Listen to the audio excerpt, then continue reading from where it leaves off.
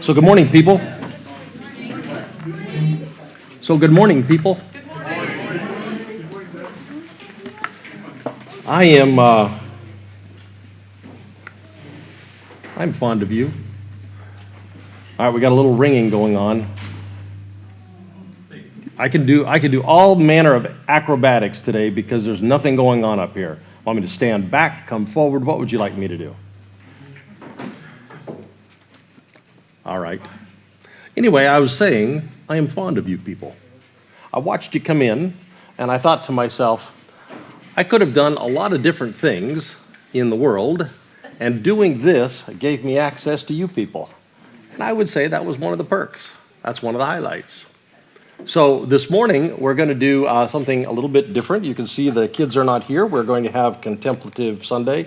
By the way, if you classify as a kid and you would like to leave, you are welcome to leave.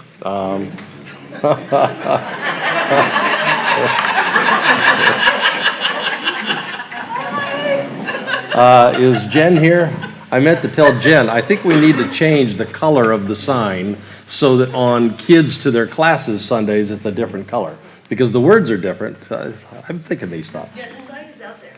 Pardon? Yeah, the sign is out there. And it says, kids go to the classroom. The only challenge is, it looks just like the other side that says, kids go to the chapel. So I thought maybe we could get Jen to redesign the color scheme so it looks different. Anyway, we're not going to do this morning's meditation for a few minutes, but I want to do the introduction to it now. You might remember Jason, who moved to New Zealand, was part of our community for some time, and then he moved a few years ago. He still keeps up with us, and he wrote me an email after this lesson. Where are we? Yeah, this lesson. And he said, "Thank you, Doug. Helpful lesson. The journey is recognizable. It has milestones along the way. That's great. The journey will carry us, if we allow it to the Contemplative Center, to oneness spirituality. Also great. The spirituality of direct connection as opposed to secondhand mediated through the institution. Very helpful. Thank you. Here's my question." And he said, how does one live in that contemplative center on a day-to-day basis? How does one live in this life of oneness spirituality? It's good that there are milestones. Again, thank you. It's good that we have a roadmap. Again, thank you. But let's get very practical. What does spiritual life look like? What does spiritual community look like if we are moving through this process, moving toward that divine center spirituality, living in contemplative center spirituality? What does it look like to live in a oneness spiritual community? Which is a great question. And I read it when I was preparing or organizing this summer's lessons, and it informed how I'm going to approach them. So thank you, Jason. But it also reminded me that I think it's important to remind us about some big picture stuff. Here's what we're doing at Common Thread. We think of ourselves less as, I think of us less as a church, and more like a laboratory, a place to experiment with, a place to try out, a place to figure out, a place to try to find what it's going to be that religion is going to be, what our religion is going to be on the other side of this reformation that we are in the midst of. Church in the old worldview is kind of dying out these days. You see it, a lot of ministers have been talking, I've been talking to a lot of ministers, we all kind of see that this is kind of the trend, the way things are going. There is a difference here in the United States because we have a high immigration from other parts of the world where the evangelical church is still very active. But when we think about the way Western Christianity has been in the West, that process is dying. But the process of death and rebirth, it's not really a historical anomaly. It happens with cyclical regularity. Here's how it has gone for thousands of years. First, it's like a bell curve. There is a thriving insight about spirituality, about how to live in a way that connects us with the divine, and that takes us usually for several decades, maybe up to a century. And then there's the next season of time on the bell curve where we consolidate those new insights and we build them into shared practices and systems that we can work on together, a scaffolding that we talked about a couple weeks ago, a religious framework. Then there is a time when we hit the top of the bell curve where we are just moving on all cylinders, everything is going well. We are being very effective in everything that we've done that comes out of that. But there's also the beginning stages of a little bit of calcification that starts to happen at that stage, where we get a little bit set in our ways. And then the downside of the bell curve is a time in there's this process where we get stiffer and more rigid and more committed to, and then there's a time of decline.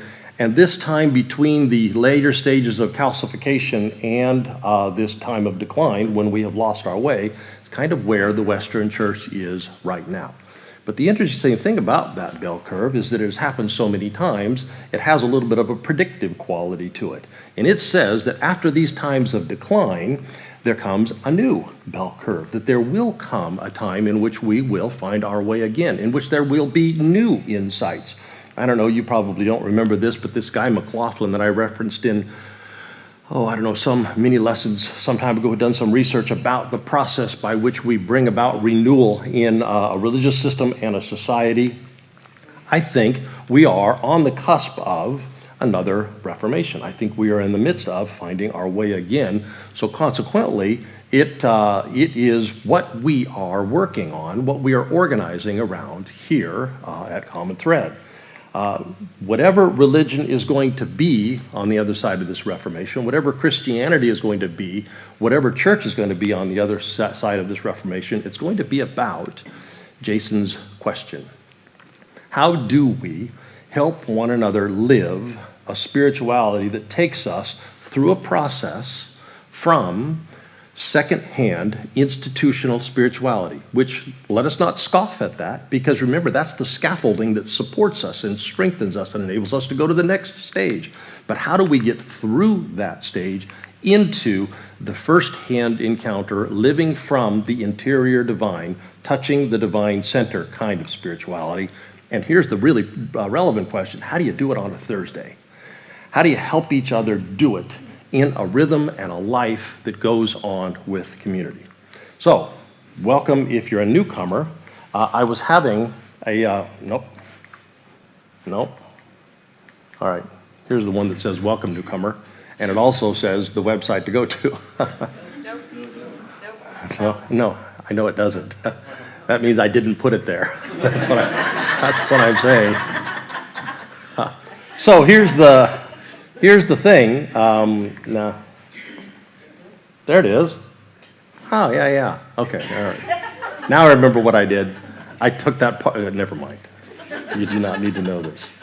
So I was having a conversation with a newcomer lately who looks at what we do and says, this feels foreign. This feels strange. This feels weird. And it's true.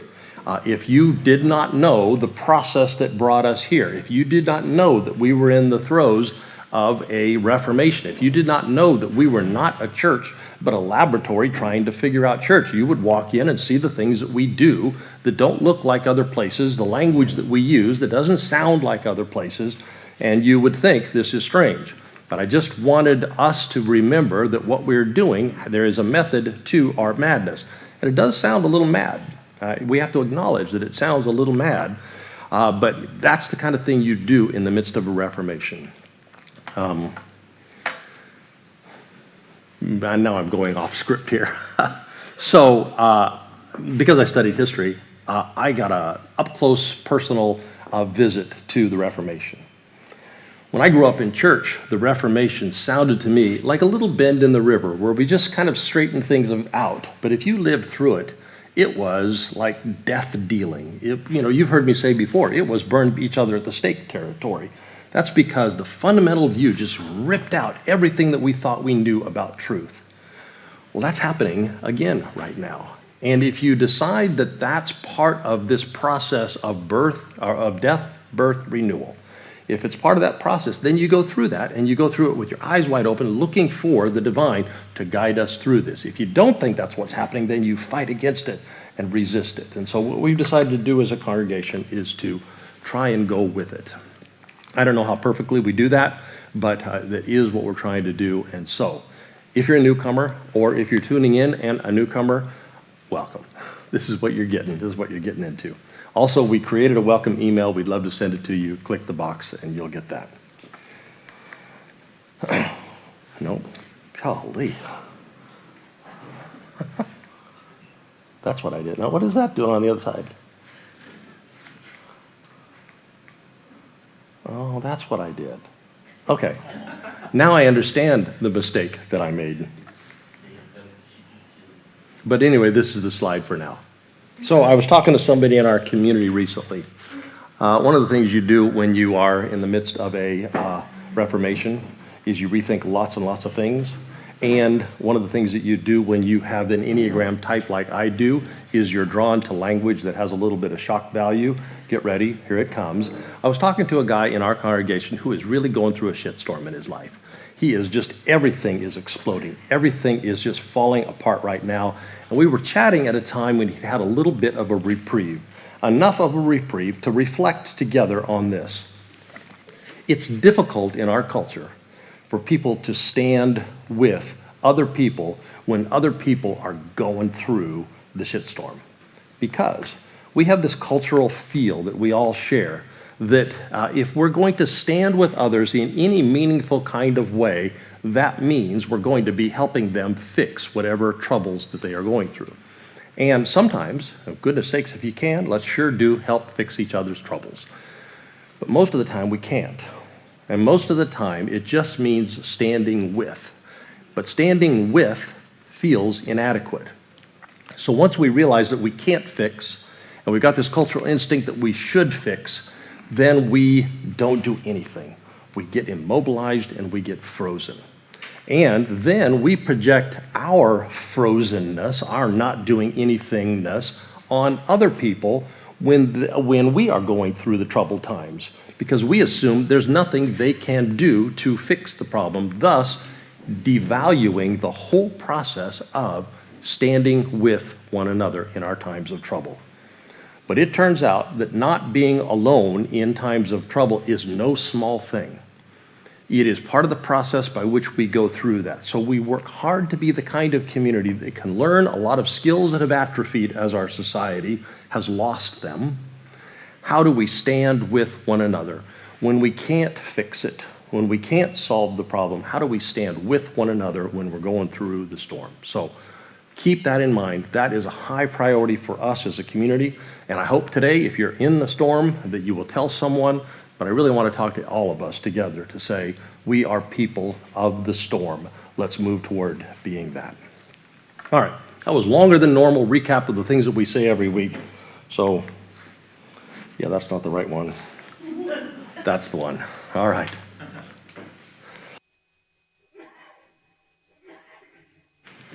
Let's say it together as we do each week. If you're here, you belong. If you're here, you belong. Let's do that again. If you're here, you belong. And we are, every one of us, carriers of the inner light. And we are, every one of us, carriers of divine breath. Here's what's coming up in the community where we work the circle together. The newcomer panel fell prey to our triple booking because the people who were going to be on the panel wanted to be at the other things. So instead, if you are a newcomer and you are here, Kate, wave your hand. Kate would like to have lunch with you. She would like to just sit in this room. We're going to order pizza, you'll hear in just a moment, have some pizza together and talk about what it means to be a newcomer. Also, Robin is having her Enneagram drop-in group today. You're going to see the room number as down there. It's 209. One of the most helpful tools for self-awareness we know is the Enneagram, and Robin is one of the most knowledgeable and spiritual Enneagram teachers that we know of. And Sue and Maria are going to have a fight and let us watch it. And we are going to learn stage 1 in the process of conflict resolution. Next Sunday after church, we'll learn stage 2, and then the one after that, we'll learn stage 3, and hopefully you will at least be informed about, and then you could start to practice how to do conflict resolution. It's an invaluable skill. For all of those things, we just decided we're going to order pizza, so we're going to get a count on your fingers. How many people are going to stay? Include your children, and we're going to count pizza. Kate, stand up so you can help me count. Now, John, you just put up 5 fingers. You've got 5 people? You are not paying attention. Okay. Put up the number of people that you're going to have eat pizza. And Kate? Number of slices. Oh, the number of slices. Oh, that's, okay. So, oh, okay, the number of slices.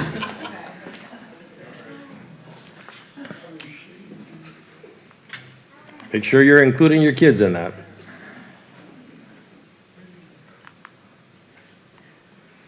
Perfect. Thank you very much. All right, we are going to do a work day this Saturday with Ridge Road. And it started relatively simple, but has expanded as I've been talking to Trey. It was started just to be able to have the access to the fellowship hall. And to have access to the fellowship hall, we need to clear out some storage space, so all the extra stuff that's kind of jammed in there can come out. It started with that, but has expanded because we want everybody, Ridge Road, Midtown, the Koren congregation that meets here after we do, and us to have access to that. But also, we want to be able to finish out the sound panels. Also, we want to spread some mulch outside in the yard. And if you wanted to come and you know how to mount a television on that back wall, we've got the mount, we got the TV. I just don't know how to put that into a cement wall. So if you could help us do that, that would also be good. So last week we had a pretty good show of hands. If you put your hand up last week, don't put it up this week. How many people could come this Saturday, go from 9 to 12, and we will just do some work. I will get us childcare. I will be childcare. I will figure out childcare. Yeah. That's a no. Pardon? That's a no then. All right. This is great. This is great. And when you come on that day, maybe you could help me with childcare because, yes, we want you to work. All right. That's a Saturday. This is coming up. Here's what we would like to do. We would like to have a regular rhythm over time. I just saw, there it is. I just saw, that's right. Thank you. And Savannah, Preston and Savannah would like to help us have an annual rhythm in which we show up and do things to benefit the community around us. Vision Walk was started here in the Triangle in '06. Since then, they've raised about $63 million, and they've already got some trials moving into human studies. And it's a very effective organization, and what we're going to do is show up and help people who are walking to raise money by selling them t-shirts and by giving them water, and we're going to get to know each other, and we'd like to do these kinds of things on a recurring basis. So if you would, just go to our website and register for that because Savannah and Preston, Savannah can't be there that day. She's helping us get all the front stuff organized, so she would like to get us to register so we can get all the information to you. So many things today. I decided I would just talk about housekeeping next week. One of the things that's on housekeeping is someone to help Angie and Josh figure out Uber together, so that Josh can get an Uber on the way home. We'd like to so if you're really an Uber master, talk to Angie, talk to Josh. All right, but everything else we'll talk about next week. Let's see. Pardon? Uber-er? An Uber-er? Uber. Now, what we need to do is teach Josh how to catch an Uber and take it home. Yeah. So it would involve someone probably riding with him the first time, and then you would need a ride back to the church to get your car, is what it's going to involve. All right. Where are we? What are we doing? I think it's time for you to come up now. How did I get here?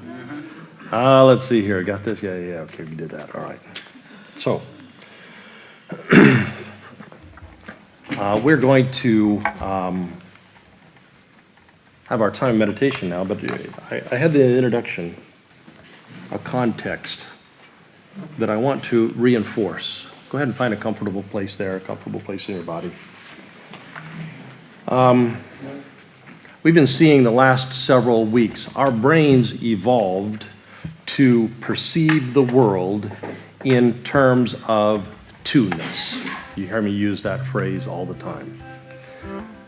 Because if my brain is configured to see and to feel and to live in a world with my food that I chase, my people that I take care of, my kids that I advantage, my job that I do.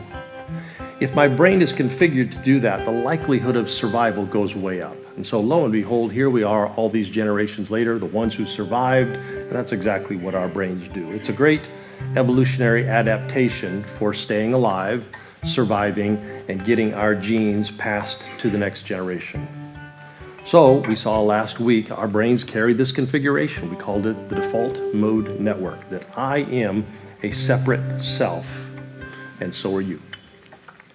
But all of our saints and our sages, all of the mystics from all of the traditions have intuited that two-ness, yes, that is how our heads perceive things, but it's not the best description of reality.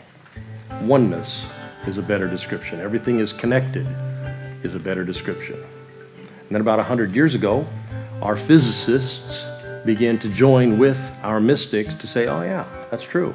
Oneness is a better description of reality than two-ness. And by the way, here's some math that kind of talks about that.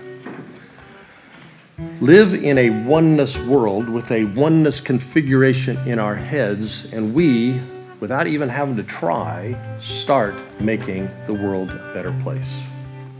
However, notice the word default in that part of our brain, default mode network.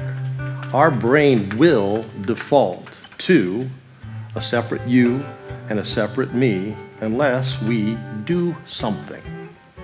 Do something to elevate our capacity to perceive. Unless we answer Jason's question that I began with this morning. And last week, thank you, Teresa of Avila, who told us, here's some things that we can do. And here's one of them, and let's do it now. We call it mindfulness meditation or centering prayer. So if you would, find that place in your body where you can relax. We only do it for a few moments on Sundays, so it's not as necessary, but as a regular practice, it's helpful to stack your vertebrae one on top of the other so that we don't have to use muscles to hold ourselves up.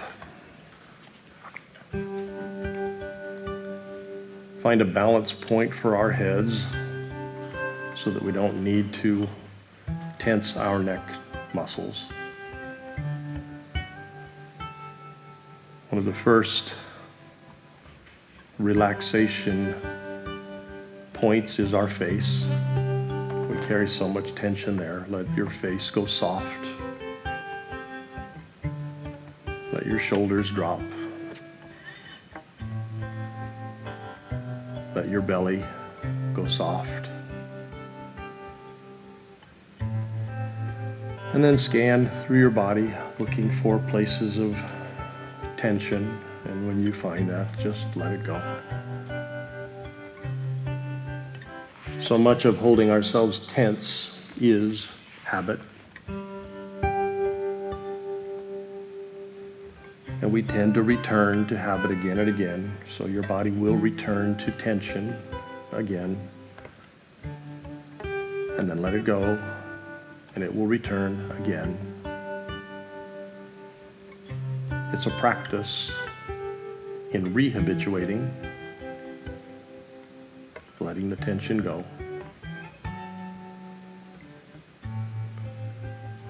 And then take a relaxing breath.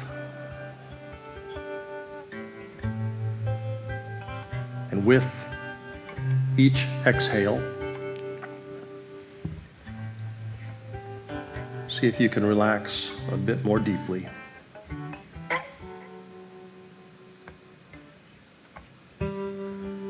Breath in and relaxing more deeply as you exhale. Follow that pattern of breathing for a few moments. In and relax.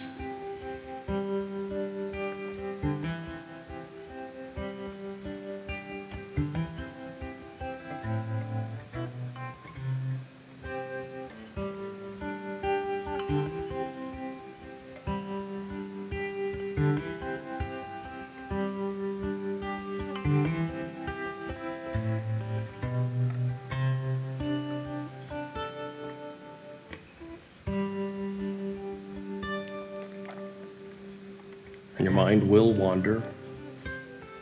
Thoughts will pop up unbidden. What's different about these moments is that when that happens, we notice it. Continue that pattern of breathing in, relaxing as you exhale. And for the next several breaths, notice when thoughts come. And when they do, notice them, see them, and then let them go and return your focus back to breathing in and relaxing.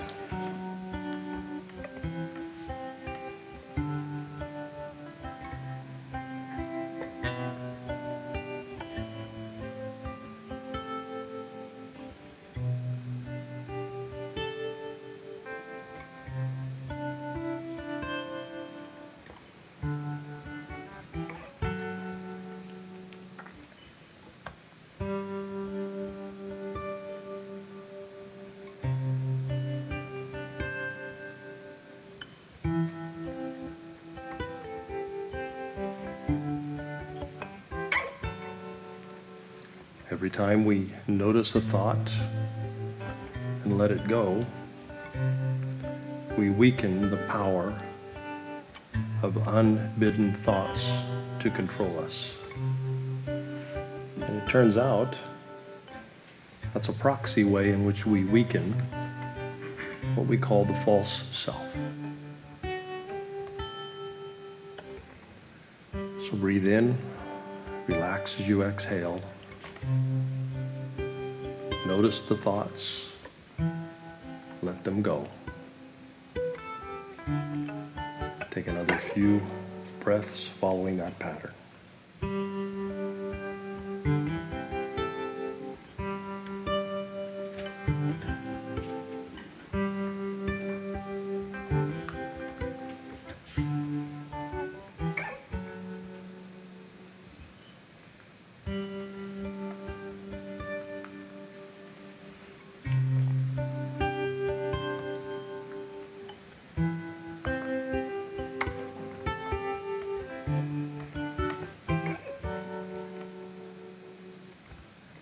Indwelling Divine, may we answer the question, how does a community live in oneness spirituality? May we answer that question together. May we be a support to one another, strengthening one another for those practices that help give us access to the light that every one of us carries, the breath of the divine, the Spirit of God. Be that so in us individually and in us collectively as a community. Amen.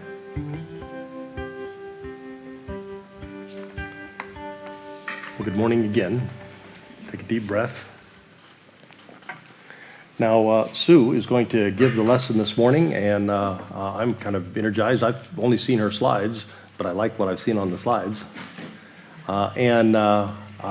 Before she does that, she asked Lindsay if she would sing, and Lindsay's going to need a moment to get set up, so it's a little bit of a quick transition to go from meditation to greeting people, but alas, what are you going to do? All right, so let's stand up, turn to someone, pass the peace of God, the blessing of the Lord one to another.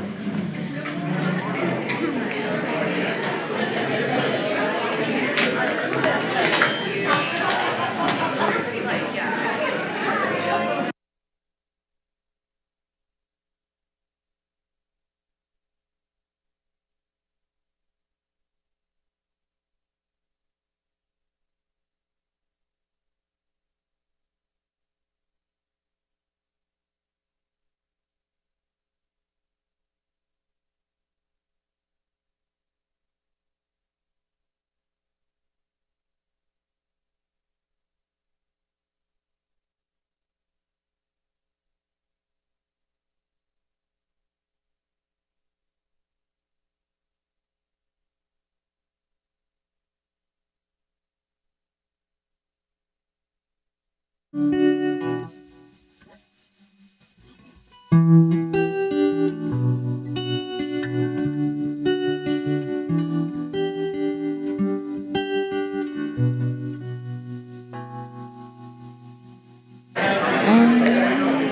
as you're being seated,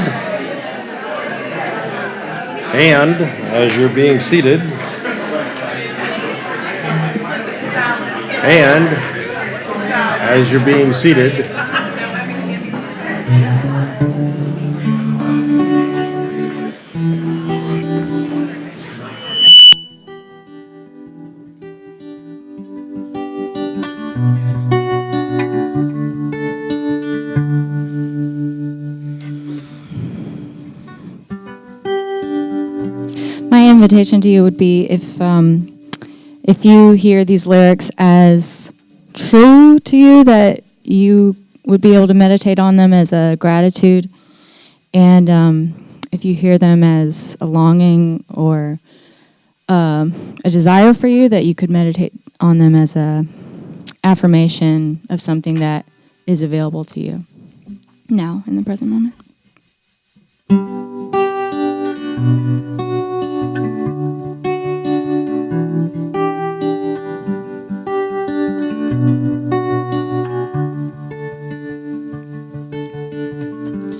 Amazing love, now what else shall I need?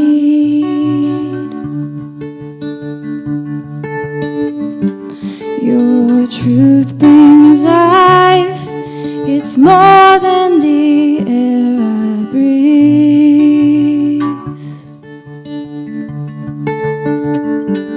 My world was changed in knowing you, knowing me.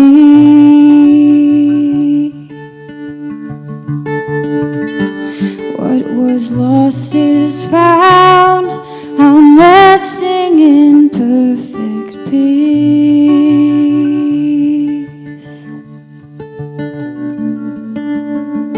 And I found myself in you.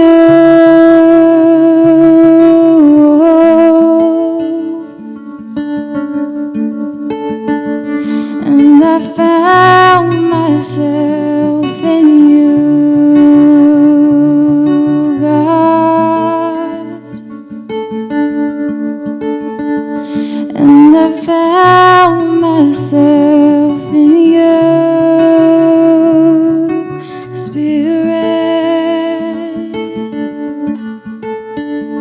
And I found myself in you. Oh, now I'm in a place where I can see you face to face. No, that's where you are. That's where you are. Oh, I'm finding you within, for you're as near as my own skin. You are never far, you are never far. Oh.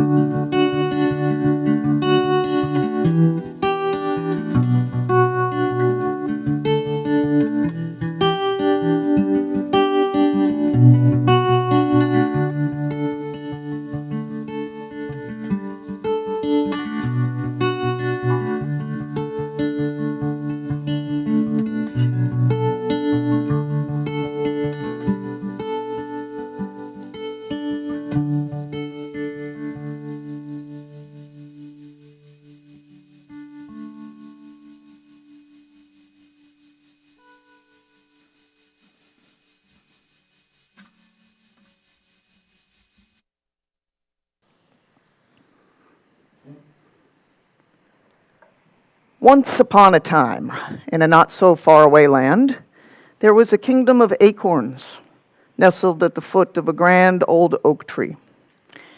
Now, since the citizens of this kingdom were modern, fully westernized acorns, They went about their business with purposeful energy.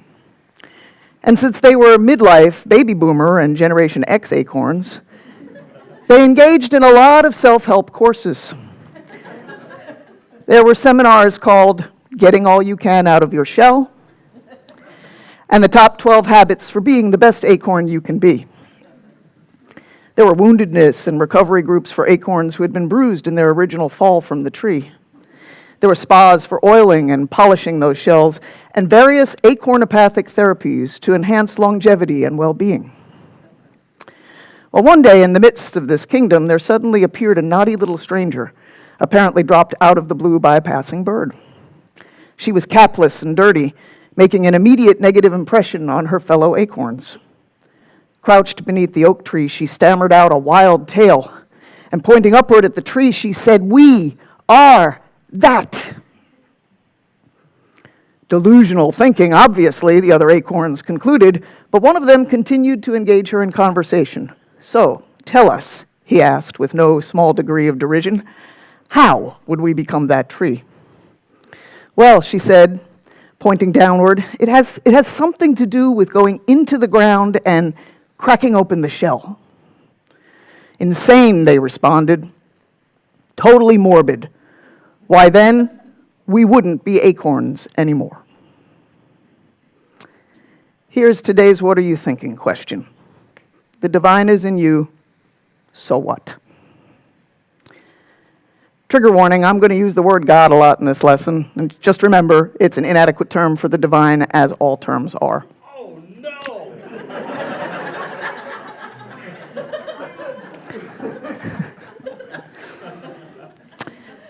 Now, once upon a time in a land that is kind of far away, Galilee to be precise, the Christian tradition was born. Now, the Christianity we've come to know in our time has been rooted in a concept of salvation viewed as a rescue operation. We, the acorns in the parable I just told, are a bunch of lousy sinners who needed God's own Son to die to get us to heaven. Now, we at Common Thread know this isn't at all how the tradition began. It's how it got perverted over the time, and I don't need to rehash this. Doug has actually spent the past 3 weeks talking about quite a bit of it, and if you didn't know, he even wrote a book about it, just telling you.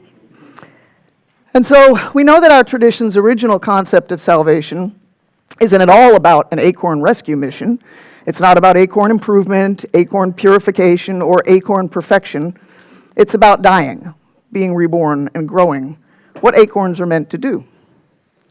The divine is in you is something that's been proclaimed at Common Thread for years. We believe it, and we strive to remember it and act on it. And in the context of our earthly lives, recognizing the divine in each other is a good practice for living into our oneness and bringing hope and healing to our world. But there is so much more than this world, so much more than these brief human lives that we live in. In fact, there's an entire cosmos to which we are connected.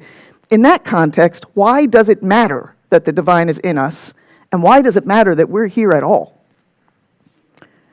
The Christianity we've been handed isn't capable of holding that question. Pierre Teilhard de Chardin, a 20th century Jesuit priest, paleontologist, and visionary mystic, understood the divine in a cosmic framework and why people were leaving institutions that could no longer tell a compelling enough story. "It's not that the world's gone cold," he said, "but that the world is ardently searching for a God proportionate to the newly discovered immensities of a universe whose aspect exceeds the present compass of our power of worship."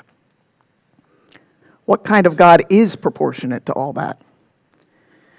You know, last week Doug reminded us that no one can answer with any intellectual certainty what happens when we die, and no one can answer why we're born with any intellectual certainty either.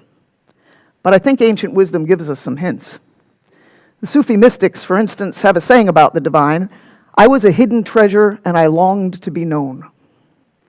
And I've been pondering that line a lot lately, this notion of a latent primordial force of desire, God as longing, God aching in that longing, God in the absence of creation as unmanifested love with nowhere to go, and love with nowhere to go are words that we also use to describe grief. If this is true of the divine, then what does it mean for us? The divine is in us, so what? I suspect that why it matters is, As contemporary Franciscan theologian and scientist Elia Delio puts it, that in light of God's primordial grief, God needs us. God needs us to be God. When my brother died in a car accident many years ago, our family was brought to our knees. We had a close family friend named Vinny, who I knew in my childhood as Father McTighe, an associate pastor in our parish who became quite close with my parents. By the time my brother died, Vinny had taken a sabbatical from the official priesthood, thinking that perhaps he might leave clerical life and start a family. My parents offered him a place to stay and a job while he worked these things out, and what a godsend he was to us in those days surrounding my brother's death. He carried our family in our pain, accompanying my mother to the morgue, providing a pastoral presence at the funeral home, sitting with us for hours on end, delivering remarks of hope at my brother's mass, staying present after all the other mourners had gone home. Sometimes when I wonder how we made it through the haze of those days, I remember Vinny, and I'm so thankful for his outpouring of love. A few years later, Vinny came to terms with the fact that he was gay, and with the fact that he had spent all those years in the priesthood with his deep suffering, this deep longing to know a kind of love that wasn't permitted to him, and an even deeper longing to be known and to be loved for who he was. This suffering led to a cracking of his shell and a dying to the self he'd always known. He left the Roman Catholic Church and took up his ministry in one of the more inclusive and affirming independent Catholic churches. We'd lost touch for a while, but he found me on Facebook. I came out to him, and in our shared bond of suffering as gay folk in the Catholic Church, we became closer than we'd been before. Vinny was like a spiritual father to me, and a brother, and a deeply beloved long-lost friend. His oak tree was growing. Vinny had been battling cancer for a few years with some success and was quite surprised when he finally fell in love, which didn't happen until his 70s. He met Steve, a widower and Episcopal seminarian, and they would say that not only did they fall in love with each other, but the divine in each of them met the divine in the other, and in the love that had been forged in the fires of all the sufferings they'd borne in each of their lives to that point. You see, Steve had lost his wife to illness at a young age and was a father to 6 children, one of whom had also died by the time they met. Vinny and Steve married and moved to Germany, and in his marriage, Vinny was astonished by all the love and joy that filled his life in a way he had never known in all his 70-plus years on earth. His oak tree was growing again, and also it was dancing in the breeze. And then, last April, Steve got word that another of his children had died. His daughter was killed, bludgeoned to death in a drug-fueled rage by her son, Steve's own grandchild. The flight from Berlin to Honolulu promised to be as painful as any journey Steve could possibly imagine, and Vinny was by now quite ill and weak. And he wouldn't hear of Steve going home to bear the impossibly heavy weight of this pain alone. They made the trip together, and Vinny and I had a brief chat while they were there. I said I knew from my own experience what a godsend he must have been to his husband and the whole family. He said it was one of the hardest experiences of his life, and also one of the most incredibly beautiful, suffused as it was with such subtle and divine love. He promised to reach back out to me once he got home, but as they prepared to depart for Berlin, Vinny had a stroke. He made it back home, but we never spoke again. In a very real way, Vinny gave his life for Steve in an ultimate act of utter self-emptying divine love. His oak tree shot up, and mortal eyes cannot see the top. Such love is devastating, such love is beautiful, and it is how God's love is manifest. Vinny being God for God, and God growing in love. And then here was Steve, left to grieve his losses, having lost his daughter and his husband within 2 months, and now also grieving the loss of his broken and still beloved grandson to perhaps a lifetime of prison.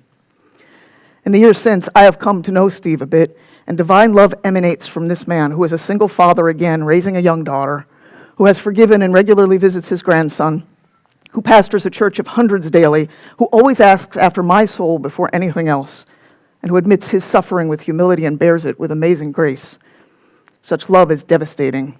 Such love is beautiful, and it is how God's love is manifest. Steve being God for God, and God growing in love.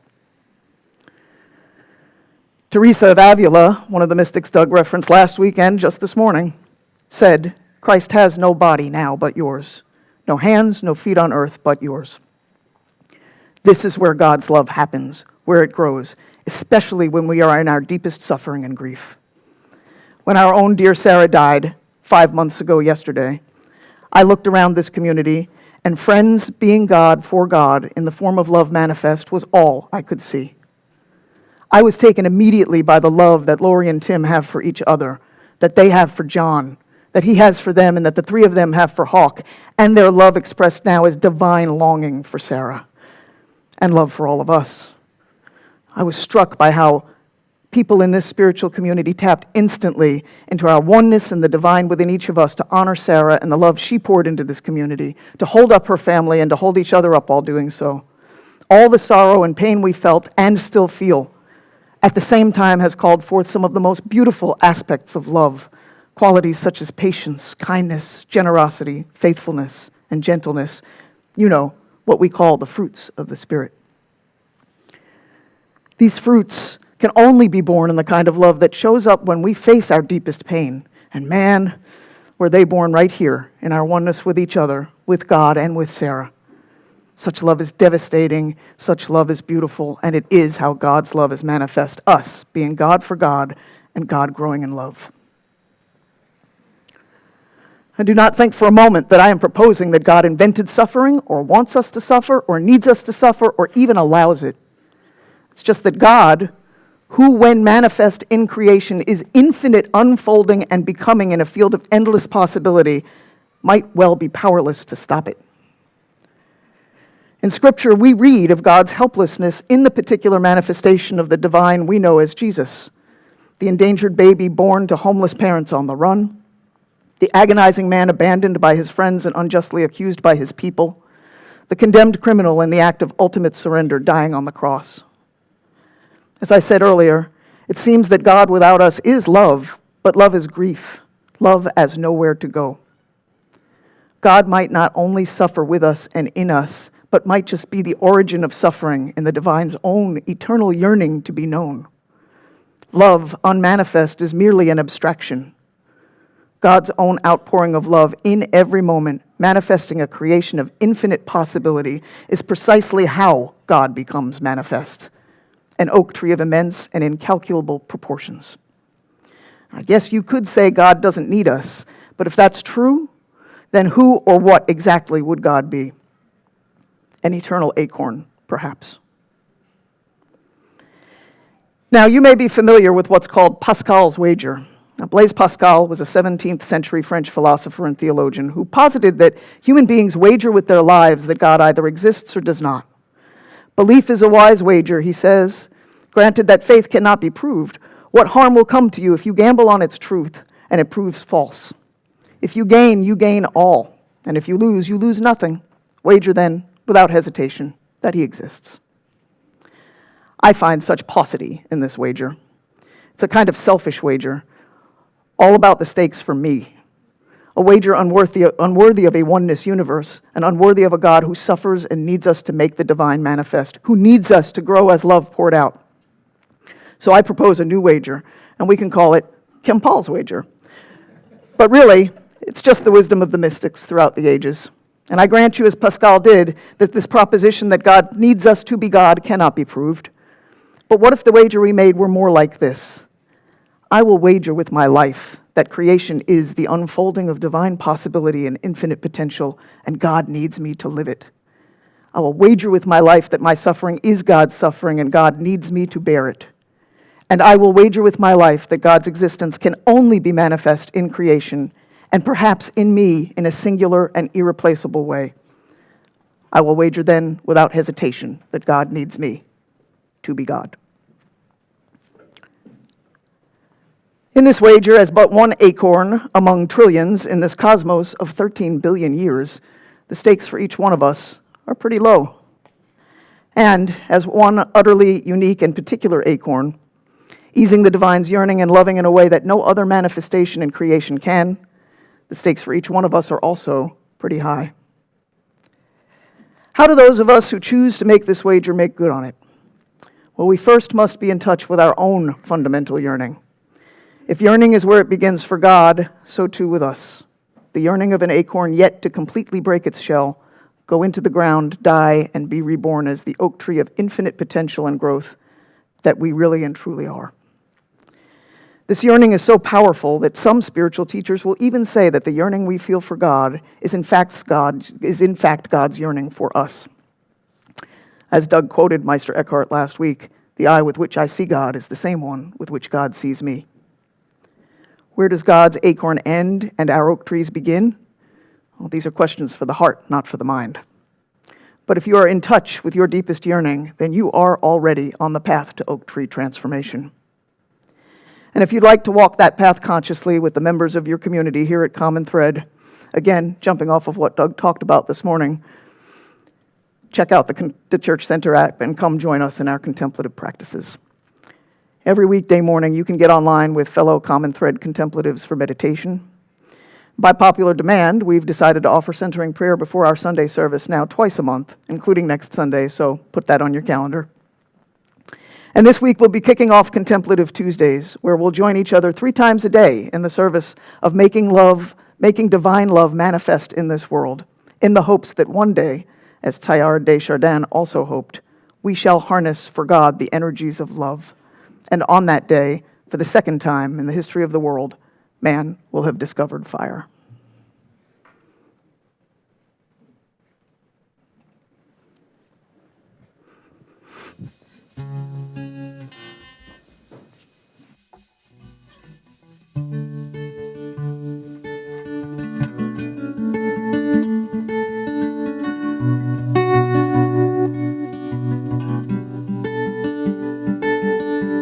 I find that I'm safe and warm in your loving arms. Oh, I find that I'm safe and warm in your loving arms.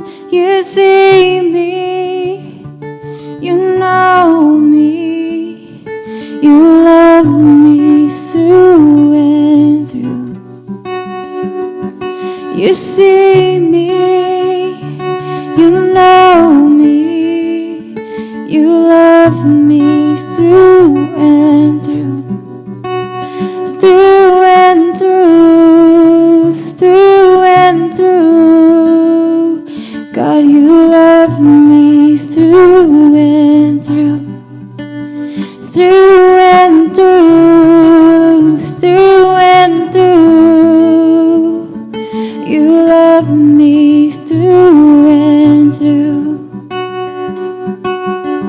And I find that I'm safe and warm in your loving arms. Oh, I find that I'm safe and warm in your loving arms. You see me, you know me, you love me through and through.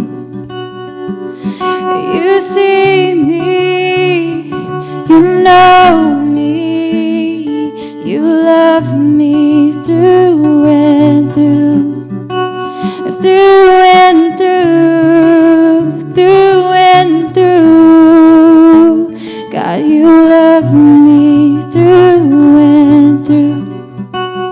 Through and through, through and through, you love me through and through. I find that I'm safe and warm in your loving arms. You see me, you know me, you love me through and through.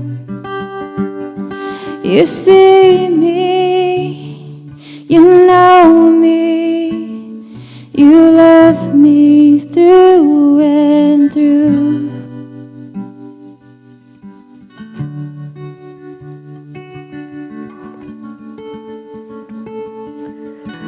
And so, indwelling divine, may we seek daily to do the work to break open our shelves, go into the ground of our being, die to ourselves, and make manifest right here in Raleigh a mystical city of oaks. Amen.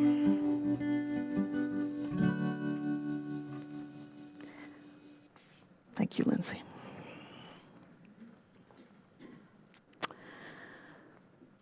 So, as Doug mentioned last week, we've had lots of things to pay for lately with regard to this move. So, as a community, we're not so much behind on our giving as we are simply incurring extra one-time expenses.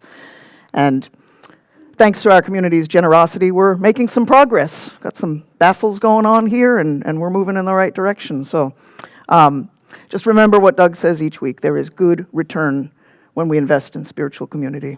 When we give our time, our energy, our love, and the dollars it takes to make it all go, then the community takes those resources, amplifies them, and gives them back to us in the form of a community in which we all thrive. We all give online these days, so you can go to the website now. You can point your camera at the QR code or go to commonthreadchurch.org. Find the donate button at the top of the page and invest what you can in our community. So in a minute, we're going to dismiss the live stream, and here in the room, we're going to do What Are You Thinking? And there's also going to be an online What Are You Thinking? And if you're watching us live online for the first time, you may not know about this unique mark of our community life. It's not just about what the preacher man or any of our speakers have to say. We want to know what you think, too. So I encourage you to join our online What Are You Thinking session, and you'll see a link in the YouTube notes and also on the front page of our website to join in. And we know it's not always easy to push through the resistance to join a Zoom call and talk to a bunch of strangers, but I can speak from personal experience because I'm with them at least once a month, that it's a wonderful group of folks who are eagerly anticipating your coming to share your thoughts with them today, or even to just quietly listen to theirs. So find the link in the YouTube notes or on the homepage of our website, and the password is 1417. That's 1417.